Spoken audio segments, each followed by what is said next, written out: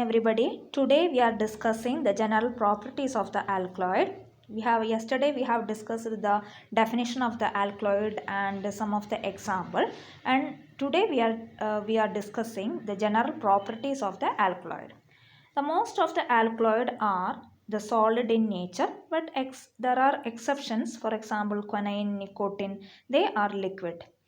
And the second property is the majority of the alkaloid are insoluble in water, but some of them are sparingly soluble in water. But however, most of the alkaloid are soluble in organic solvents like ethanol, chloroform, ether, etc. And most of the alkaloid are optically active. They are levorotatory in nature.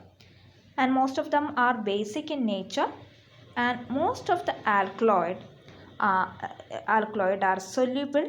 The solution of the alkaloid in dilute mineral acid react with a certain reagent to form the compound with a characteristic color and a melting point.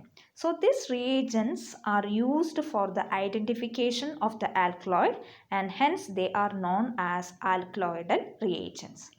And most of the alkaloid shows some physiological activity. These are the general characteristic of the alkaloid.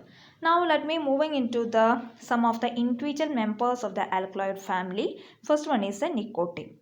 As I know that the nicotine is present, the most common is the present in cigarettes, and the nicotine, the major content of the nicotine is present in the leaves of the tobacco plant, that is the Nicotiana tabacum, and the nicotine is present as a salt of the malic and citric acid in the plants. The major content of the nicotine is present in the leaves, and depending upon the nature we can see the different varieties of the tobacco. It may vary from the concentration is vary from 0.6 percentage to 8 percentage. And the structure of the nicotine is very important. The nicotine, the molecular formula is C10H14N2. The name is, the chemical name is N-methyl 2-beta pyridinyl pyrrolidine. And here we can see that the base structure is the pyridine. In the third position, that is in the meta position, we have an attachment. Is a 5-membered heterocyclic. That means 5-membered ring having the nitrogen as a atom is a member of that 5-member ring, in which the nitrogen is also attached to a methyl group. Now we can move into some of the physiological activities of the nicotine.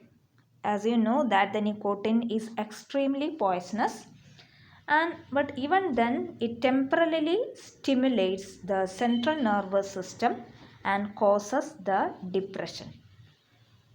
And sometimes it causes the depression, and also it increases the heartbeat and causes the constriction of the blood vessels.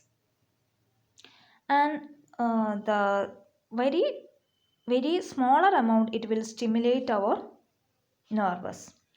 And the important uses of the nicotine is that it is an insecticide. Thank you.